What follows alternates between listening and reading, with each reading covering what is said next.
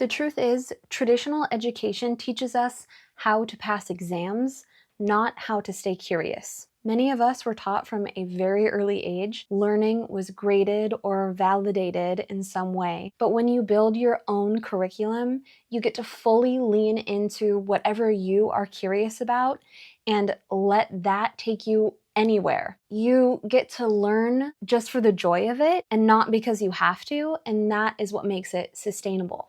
If you've ever wished that you could build your own education, one that actually fits your pace, interests, and season of life, this video is for you. I'm sharing exactly how to build your own personal curriculum around any subject that's been calling to you, step by step. I've broken the video into chapters to make it easy for you to come back and reference anytime, or if you're just interested in one aspect of the video, it should be easy to find.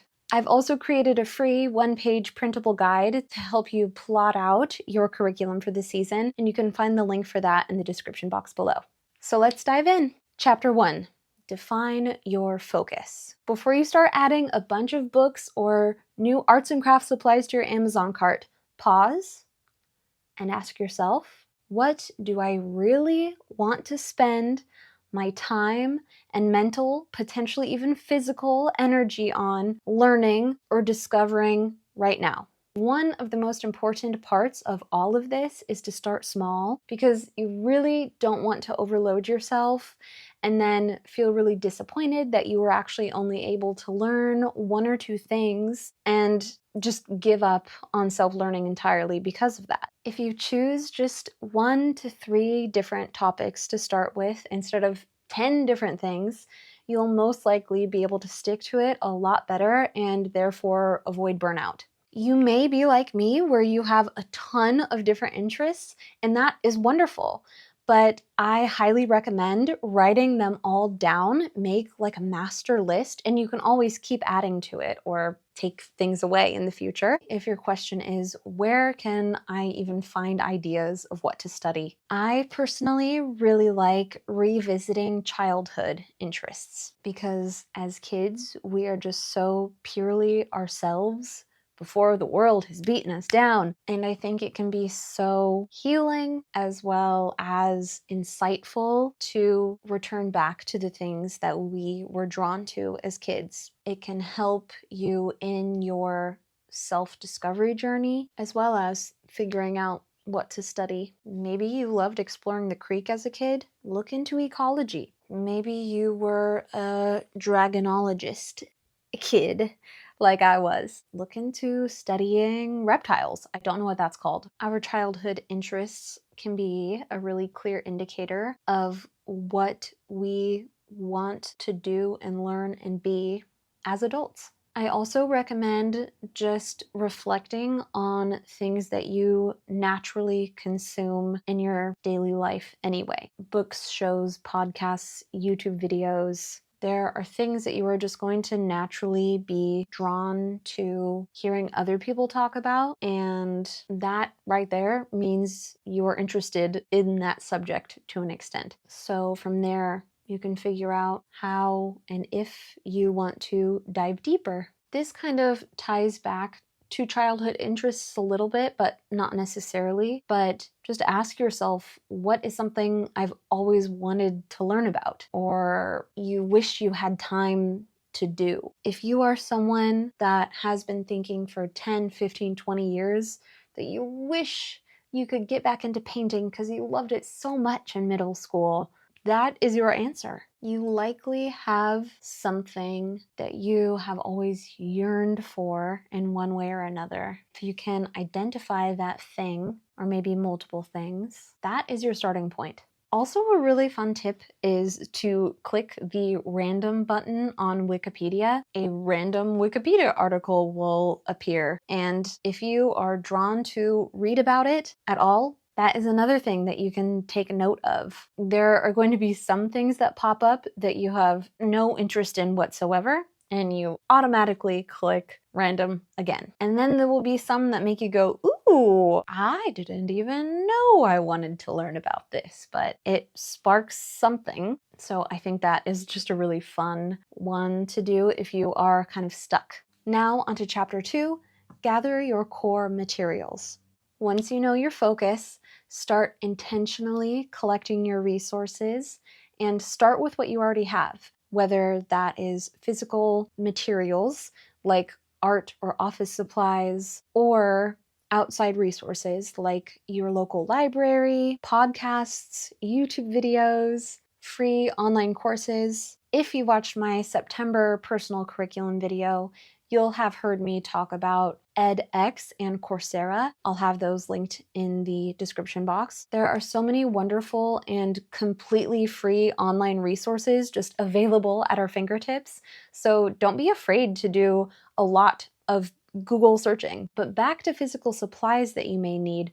Once you have all of your already owned and free resources gathered, you can make a list of exactly what other things you'll need and then only buy them when you know you will use them. I have fallen into the trap far too many times of getting really excited about a new hobby and buying all of the things I need and then losing interest in like 2 weeks. Therefore wasting money, and I don't want that to happen to you. So let yourself sleep on it, think on it for a while. You don't need to rush into this. Again, it's at your own pace. If you want to spend extra money and you've got disposable income to do so, fantastic, more power to you. But learning and expanding your knowledge is absolutely possible without spending anything. Chapter 3. Create a study rhythm. In traditional schooling, structure is imposed onto you. You have no say in the matter. The beauty of building your own personal curriculum is that you can structure it around your unique learning style and life. I highly recommend identifying when your mind feels the most open to new ideas and your energy is at its peak. So for example, first thing in the morning on my days off, I am ready to just dive into 3 hours of reading or trying a new hobby, watching educational videos, whatever. I feel most creative, most energized at that time. And so that's when I will commit to my personal curriculum. Evenings, though, I do not want to do anything but eat dinner and watch Bob's Burgers, so you will not find me studying then. Figure out the time of day and the day or days of the week that you have the most energy and time available. Ideally, these will match up. If they don't, maybe you're able to shuffle your schedule around a little bit to ensure that you even just have 10 to 30 minutes to study, because that is your sweet spot. Now, I know this is a lot harder if you have kids or multiple jobs. These are very valid concerns, so no judgment at all. But if you are really, really wanting to learn something, you can start really small. Just literally 5, 10, 15 minutes.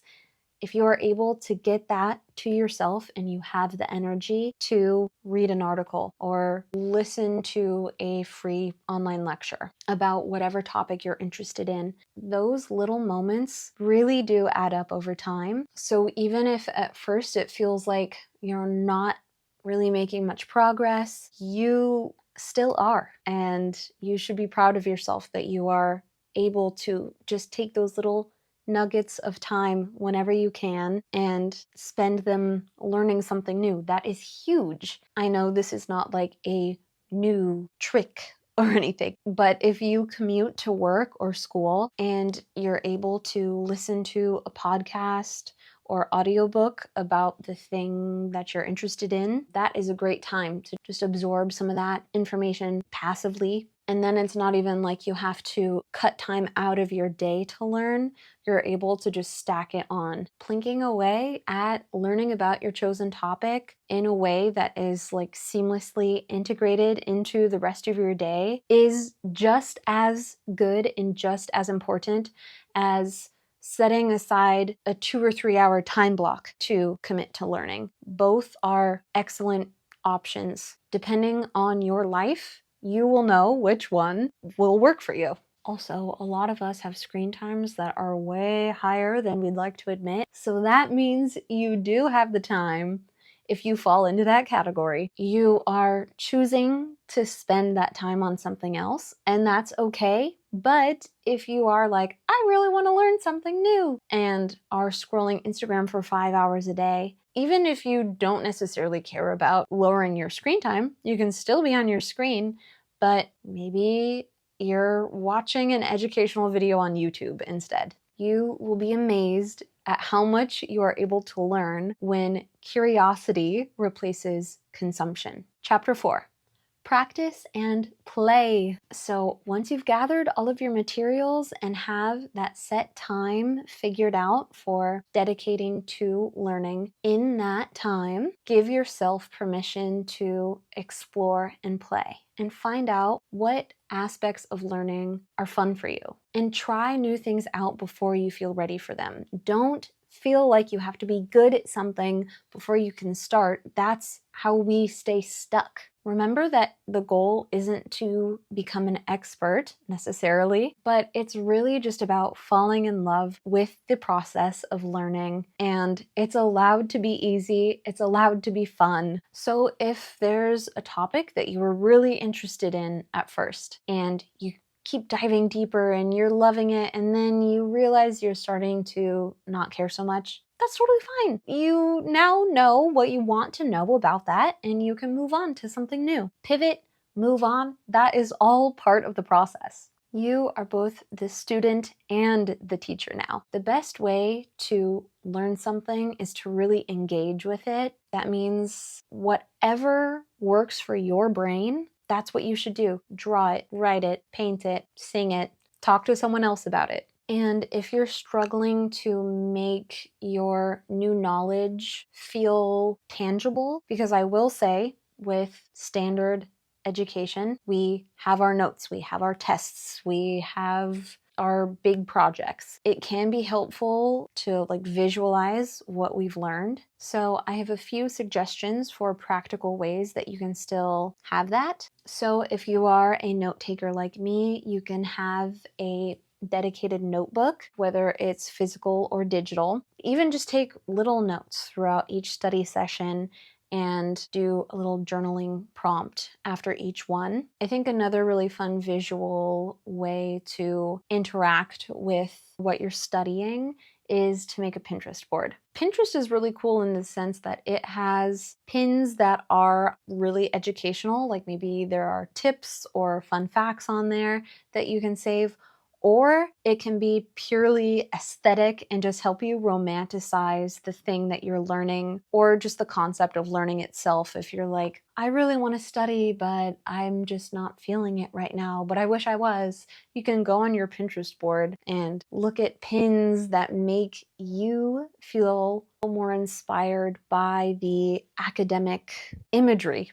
Just adding in a bit of fun like that can really increase motivation and inspiration. You can try mini projects like recreating an art piece, writing a letter or diary entry from a historical person's perspective, or let's say you're studying philosophy, maybe you can write a short little paper or paragraph even, applying whatever concept you're learning about to modern daily life. I've also been seeing really fun videos online lately about friends that will get together and have like a PowerPoint night. They share about any topic they want. Often it ends up being really funny. So even if you don't share it with anyone, maybe make a PowerPoint and tell your stuffed animals about your topic of choice. Explaining something is one of the best ways that you can cement that information in your own mind. And also, you can take notes creatively. I have always been a lover of taking notes. Highlighting, color coding, that's my jam. But if it's not yours, you can take notes by recording a voice memo or sketching or collaging. It doesn't have to look like a school notebook. And just remember that when you allow yourself to play and have fun with what you're learning, you are naturally going to be more inclined to practice more and keep it up, because joy is what makes consistency so much easier. Chapter 5. Reflect and evolve. So I've already touched on this here and there throughout the video, but I wanted to make just one section about it to really hammer it in that you don't have to keep yourself in a box. Your personal curriculum is built for you, by you, so it should be something that you enjoy and that you allow to change and grow over time with you. To quote Florence Welch, "A woman is a changeling, always shifting shape. Just when you think you have it figured out, something new begins to take." So just apply that to your personal curriculum and you're golden. I think reassessing your personal curriculum every month or season is just as important as the original picking of topics. It's just a great tactic to ensure that you are getting the most out of your DIY education as you possibly can. Some questions I really like to ask are, what did I actually learn? What did I quietly avoid? What surprised me? What did I have time for? And what did I choose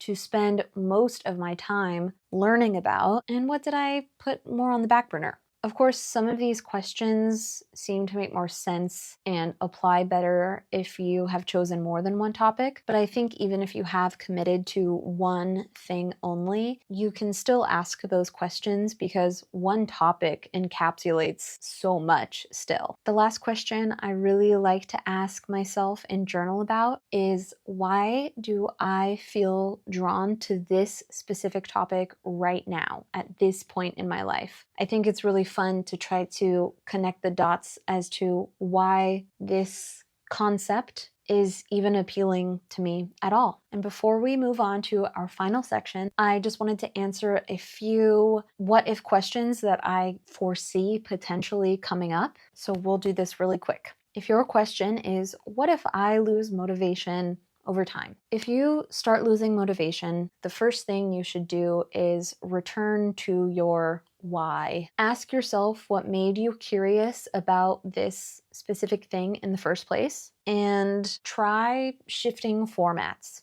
If you're tired of reading, switch over to watching a documentary. If you've been watching tons of documentaries, switch over to journaling about everything you've learned so far. I think sometimes all it really takes is a little change of pace to reignite that spark of interest. And then if you do that and your heart's just not in it anymore, switch topics. Maybe you're not motivated because you've learned all you want to learn about that thing and you need something fresh and new. If your question is, how do I know if I'm actually learning anything? The mini projects that I mentioned earlier really help with this, but progress doesn't always look academic. It can be just in the simplest things, like you are connecting certain ideas and noticing details that maybe you wouldn't have before, or you're watching a TV show or movie and you're understanding references that you wouldn't have before. That is proof of learning. If your question is, what if I don't stick with it? My answer to you is that that is okay. You're not failing if you realize that you aren't interested in something anymore. I know I keep coming back to this concept, but changing and growing and evolving is what life is all about. So I think it's actually kind of silly to assume that you will stick with one topic forever. Unless that one subject is your life's purpose, most of the time you are going to want to change things up and experiment. All right, we're at chapter 6, action steps. Now that we have gone over all of the basic concepts, it is time to take action. Your homework this week is to choose one topic that you have been interested in, either lately or for a long time, and then find one book, one video, and one podcast episode about it. That right there is the start of your curriculum. And then from there, you'll be able to figure out how to expand on it in whatever way you want. And once again, I have that free printable guide for you, just to help you chart out the foundation of your personal curriculum. You don't need to have it all figured out to get started. Your curiosity alone is the perfect starting point. If you'd like to share your first topic with me, please comment it down below. I love to hear about what you're interested in. If you found this helpful, please subscribe and give this video a thumbs up. It genuinely does mean so much. Before we go, remember, curiosity leads to knowledge, and knowledge is power. Okay, until next time, take care of yourself. Bye.